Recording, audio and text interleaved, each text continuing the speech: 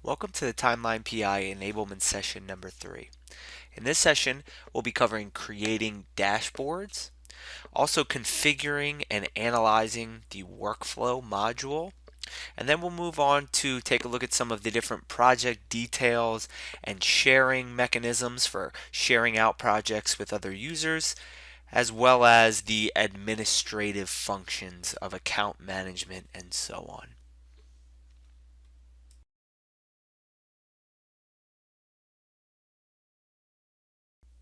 Let's have a look at adding some dashboards into our TimelinePI project. Now the project we'll be using as a part of this exercise is our order to cash processing sample project. So we're tracking retail orders throughout their life cycle of a process. So that's the context here. But we're going to go into the dashboards area. So when I go into dashboards, I'll need to create a new dashboard to define my visualizations. So let's call this one session 3. Now we've defined our session 3 dashboard. We can mark it private such that no one else that has access to this project will be able to access this dashboard, or I can uncheck private and choose to make it public. That way anybody that has access to this order to cash project will be able to access my dashboard. So let's go into our session 3 dashboard. First and foremost, we need to define exactly how we want to lay out our dashboard. All right, and this is going to be driven most likely by the number of metrics that we want to include. We can always come back and change this at any time, so it's not a huge deal. By default, maybe I'll select a 2 by 2, and we'll start to add 4 different metrics into this dashboard. So I define that. Now I have a 2 by 2 dashboard, a place for 4 different metrics. If I wanted to split any one of these cells, I could do that using this split functionality. So right now we're in edit mode. If I go out of edit mode, this is where we'll start to see the dashboard get published. And I could navigate in between other dashboards using this list of dashboards feature in the top left. So let's go back into edit mode. What we need to do now is add a few metrics to be visualized within our dashboard. So what we can do here is mouse over a pane or a segment here, click the plus sign.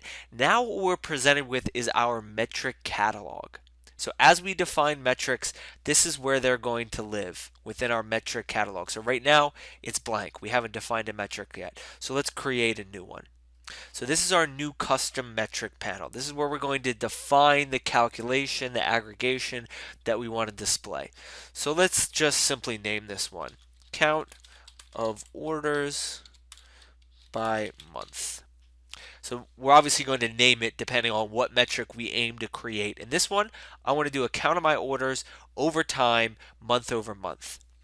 So we have a couple of options here. I can add a description and a subtitle to this view, giving more description around exactly what this metric is going to depict. I can choose to define my visualization based on a specific set of data. So we'll come back to this and I'll define a specific set of data. But if we wanted to base our metric around a subset of our overall population, we can do that. In this case, let's just do all timelines. And for this one, we're going to do a count of timelines because we want to know our count of orders, and a count of orders in this case is going to be correspond to a count of timelines. Some of the other metrics that we have available here: count of events per timeline, so how many events went into processing in any given order; unique events per timeline, so if events are repeated, they won't be depicted here. We'll only see specific unique events and a count of those; count of events total, so all the different events that could have occurred in my set of data; duration, business duration. If you define a business calendar, you can come in here and select this business duration, and it'll exclude things like holidays or weekends if you want to exclude that from a duration calculation. Specific time interval measurements. If we have data within our data set that we want to sum up or take averages of or aggregate in some way, we can take an attribute value from our data set, or we can calculate based on cost. Now for our example, I'm going to select a count of timelines. I just want my count of orders.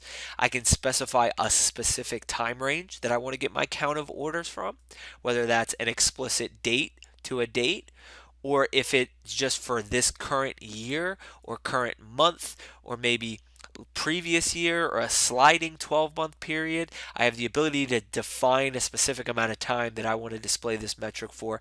I'm going to take all time to make it simple. And then lastly, we have the option of a couple of different display mechanisms, whether that just be a number, static number, a line chart, which inherently is going to show us that metric over time, a pie chart, which is going to give us the ability to break it down by a specific dimension to show a percentage of the whole, or a bar chart, which will allow us to compare and contrast any one of our different dimensions. For this case, we want to do it over time, right? So I'll take my count of orders by month, choose to visualize it by a line chart. My time interval, as I mentioned, is going to be monthly. Okay, and so we'll leave this everything else as is. My count of orders by month, line chart, broken out monthly. That simply, now we have our first metric, count of orders by month. And if I want to add this metric into my dashboard pane, I would simply hit the plus sign. I can copy it and clone it so that if I wanted to do this and modify it without modifying my original, I've now got a clone of that. I can also delete, so I'll delete the clone I just created, or I can go back and edit that metric using the edit button. For this one, let's just add it to our dashboard. So there you go. Now we've got our count of orders by month. I go out of edit mode, and now you've got your single metric visualized here within your dashboard, and we have our count of orders by month. Let's go back into edit mode and take a look at some of the other options that we have, some of the other visualization pieces. So we've already added this one. Let's create a new one. Let's take a look at maybe duration. So let's define our type of metric first. So we'll go average duration of third shift orders. So here we go. Average duration of third shift orders. So keep in mind, what I did here was I established my set of data within my filtering condition. So I've defined these sets previously. Here's my list of sets. I then want to look at my duration metric, and I have options here. I can look at my minimum duration, my maximum, my average, the sum, that doesn't quite make sense, the median, or percentiles. All right, so I have the ability to do a couple different aggregators. Again, I could define time. I'm not going to do that. For this example, let's just choose a number. So we'll just display this average as a number. And you see we have the ability to add thresholds here so that we can get different colors based on what value we see. All right, so we can say between one specific value and another, we get a specific color. So let's say over 30 hours might be one threshold we would select. Between 30 and infinity, and we'll give that maybe red. Anything under 30, we'll give a green, just to be simple. You imagine you can create multiple different depictions here. Maybe we'll even go higher than that. We'll say 100. Okay, and you can add multiple different thresholds here to coordinate the coloring. Now, what size do we want our number to be depicted as? Small, medium, large. Let's go with medium. I save that. Now you've got, here's our average duration of shift orders based on the calculation that we specified. Average duration of third shift orders, yeah, let's add it. I add it in. Now we've got a second number. We'll add two more metrics to this view. Starting with, we'll do an example of a pie chart. So why don't we do our count of timelines, so count of orders by, let's find a good dimension to break it down by employee. Okay, so let's do a count of orders by employee. All right, and we can add a description here. Orders processed per employee. And your pie chart is going to be a percentage of a whole. Okay, so we're going to take everything here. Let's save that. Here we go. Now we can see which employees are responsible for the lion's share of our order processing. I add that to the view. Let's go out of our edit mode once again. Now we've got a line chart, orders by month, average duration of our third shift orders as a number. I've now also got my count of orders by employee as a pie chart. To see Thomas Moore, it looks like is responsible for a large chunk of our orders. The last one that we'll add is, and I'll add one more. So we'll do an example of a bar chart. So I'll create a new metric, and let's see what kind of metric we want to do now. Let's do a time interval measurement. Okay, so we're now going to look at the average time that it takes us to go from an order received. Well, let's do this. How about from a stock check to a stock pack? All right, so we'll say average time to pack stock. We're going to do this by an attribute. By, let's pick a good one. So let's specify our bar chart. That's how we're going to break it down. And then we'll say by shift. All right. By shift. Average time to pack stock by shift. All right, so we have our average time interval measurement is defined. We can also sort this accordingly. If we want to sort based on high to low or alphabetical, we can choose how to sort this. Either way, let's take a look. Oh, looks like it doesn't like that one. Let's pick a different breakdown. So, bar chart, and we'll say stock packed by location. There we go. So let's rename it now since it's not by shift any longer, it's by location. Average time to pack stock by location. I save it, I add it. Now we've got a breakdown of our average time to pack stock broken out by our different branches or locations. So this is how you would create a dashboard, and you can obviously build these out and personalize them based on the type of set of data you want to use. If you want to use your entire subset of a population of orders in this case, or you want to focus on weekend orders or third shift orders and so on, you can break those out accordingly. And keep in mind, when you're not in edit mode and you're in kind of analysis view mode, if I click any one of these charts, I can actually use these dynamically, such that if I want to drill in on the specific Philadelphia orders, I can not only export this data out, but if I select Philadelphia, click Show Timelines. Now I'm back in my timelines view and looking directly at the 176 orders that made up that specific Philadelphia bar on that average time to pack stock metric. Okay, so we have the ability to dynamically utilize these dashboards and use them to drive our analysis within the tool. Same thing with this pie chart. We can use them for filtering. Okay, so now that we've seen how simple it is to set up a dashboard, and you can obviously create multiple different dashboards as a list here and give people access to those accordingly, whether it's by business unit or by role. What I want to do now is switch over to a more specialized type of analysis. So I'm going to switch my project to my workflow project. Now, workflow is here in our analysis modules to the right. And workflow is going to be really centered around a very specific type of use case, and that's queue-based workflows and processes. Everything that you've seen prior to this is really agnostic to the business, the use case, the type of data that we're looking to analyze, right? As long as we can define our 3 required fields, we're good to go.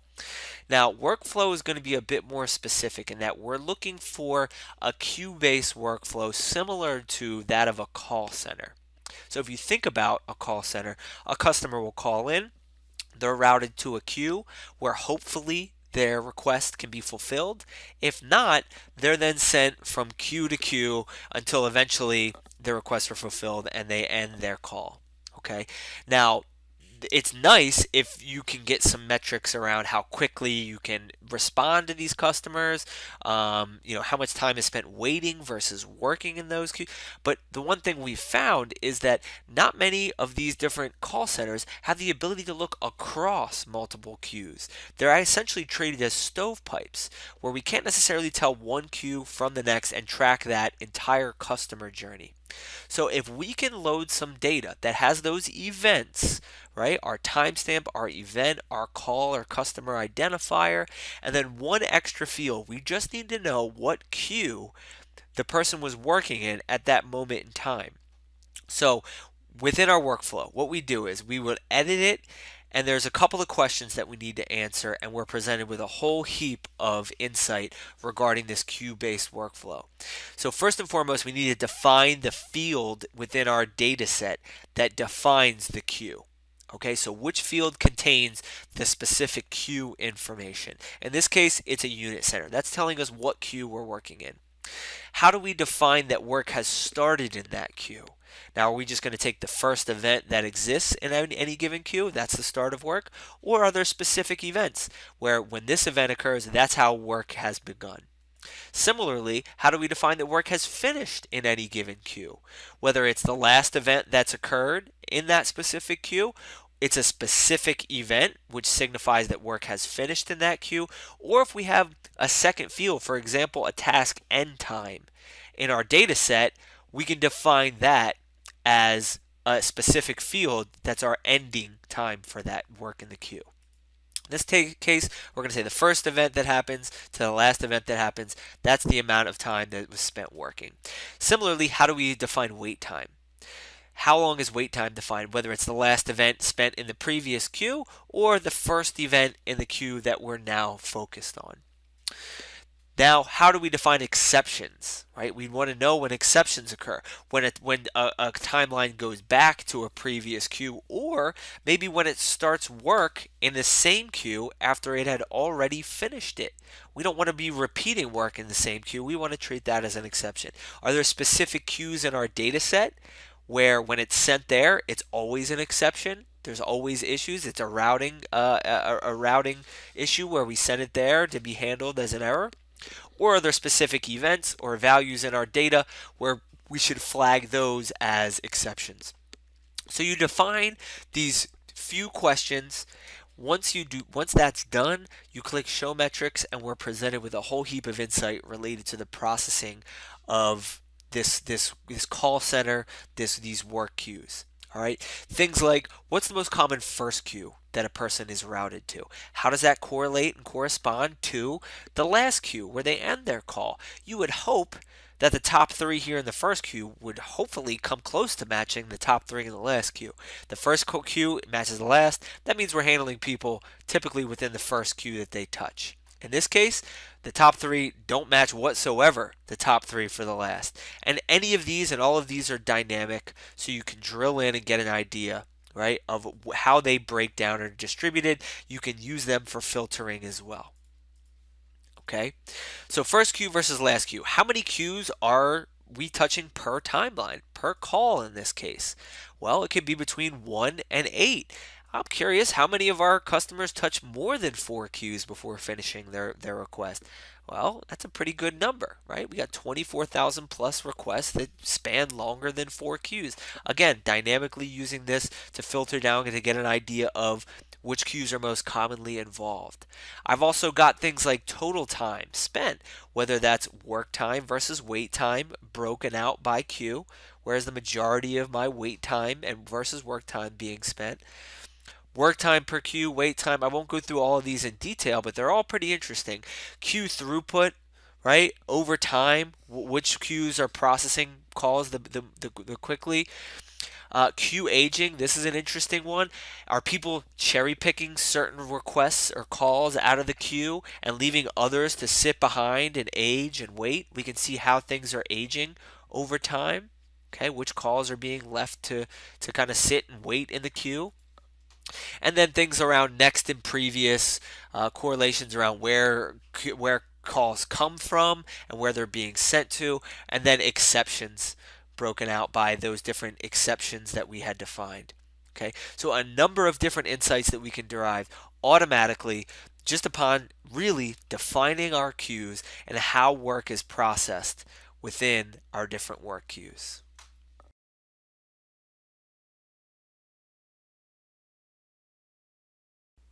We'll now take a look at some of the project details, sharing mechanisms, as well as the administrative functions inherent within TimelinePI. So first we'll start by taking a look at navigating in between projects. Upon initial login to TimelinePI, you will be presented with the last project that you had accessed on your prior session. Now if I want to change my project to look at a different data set, I can select Project, Open.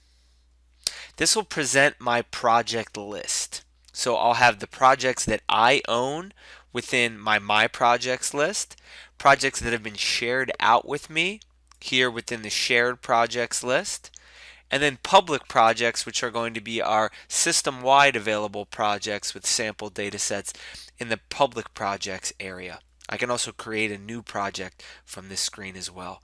So if I want to, for example, navigate to a shared project, I would open that up and directly click on that project. Okay, so let's go back to my insurance project that I am the owner of. So I'll go into my insurance auto claims, and we'll take a look at navigating our project details area. This is going to be important when we're looking to wipe our project of data or share the project out with other users. Here within the project details screen, I can either access it by clicking on the project details in the main overview page, or along the file menu, hitting project and the details from the details drop down. All right, so I've got my project name. I can change that here. I can obviously delete the project if I have a need to remove it.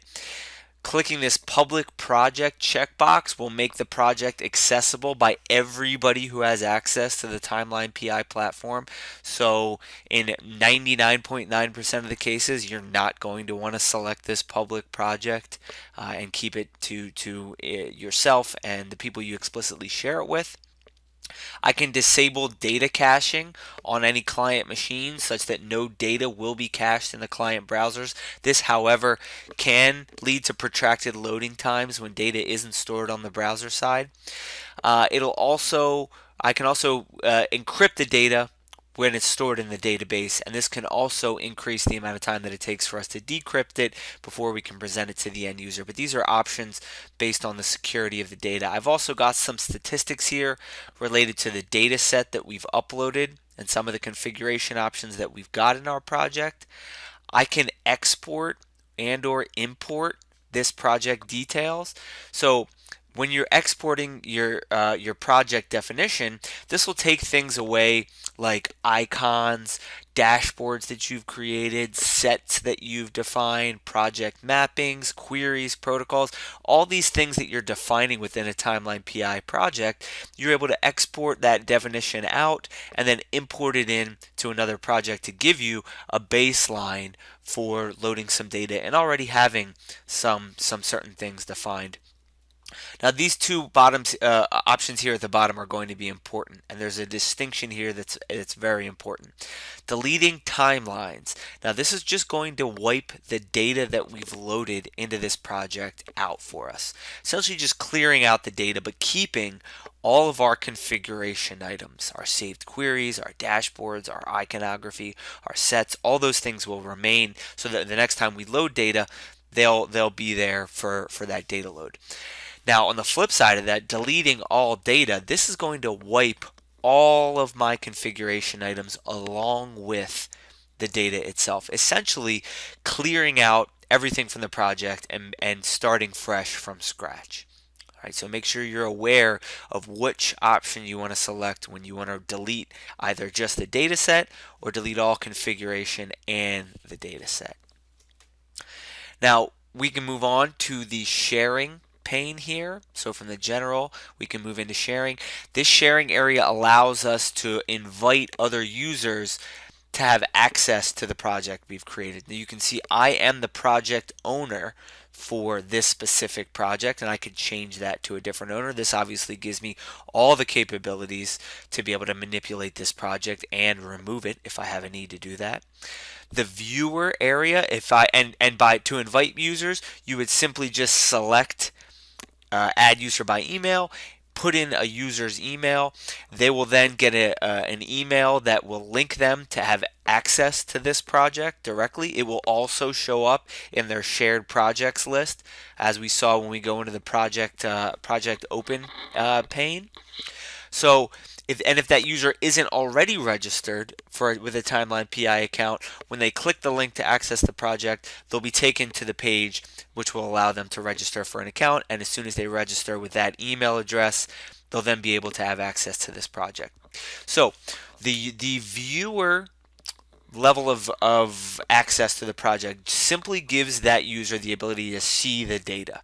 They can't modify anything, they can't create anything, they can't delete anything, really read-only access. Whereas a user can come in and actually create things, create new schemas, save queries, create a new dashboard, save sets, those types of things. So this user can actually not only view that data but also modify it and add configuration items. Now, a data manager is one step higher than a user in that the data manager has all the permissions of the user. However, data managers are going to be allowed to load data. A user is not going to be allowed to load new data into the project. However, a data manager can load new data into the project. They'll have access to the upload button. And then lastly, your administrator has all the different functions essentially that a project owner might have, except an administrator, I don't believe, can delete that project. So administrator basically has all permissions, just cannot delete the project. Only the owner can do that. So that's sharing out projects and granting access and a few of the different access levels. And there's a knowledge base item that spells out each one of those on our knowledge base site if you have questions about permissions levels. Moving on to the data sources tab. All right, so our data sources allows us to define how we're going to upload data into the project. By default, the manual file upload is going to always be selected. We're going to be able to also create scheduled file uploads. This is going to allow us to generate a project token to be used in our scheduler so that we can define which project different files will be loaded into. We can also allow direct connections to both Salesforce.com and ServiceNow. And so if either one of these are selected, you'll then, and I can actually select that and show you the ability to then upload a project, and I'll have a new option for ServiceNow to be uploaded into the tool. I'll close that out and go back to our project details. I'll uncheck ServiceNow. And so you see you have new options to be able to select on different upload optionality. And then lastly, we'll touch on the history, project history. What this is going to do is show us a list of all of our prior data uploads, give you an idea of what file was uploaded, when it happened, who did the upload, how many records were uploaded at that point in time, if there were any errors or warnings. And by clicking See Load Report, you'll be able to get a full breakdown of all the different things that were loaded and if there were any errors as a part of that load.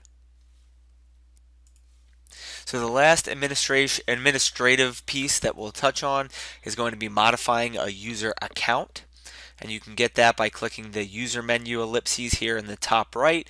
You'll have all of your details here, and we'll go into our profile section.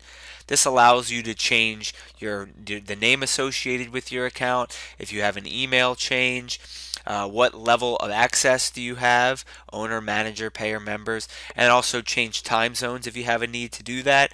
Also here within the profile area, I can change my password. So I can update my security authentication mechanism. I can add a phone number, and I can also use the change password feature. We also have a messaging area here within the tool, so you'll receive messages when alerts are triggered, and you can see that in your messaging inbox.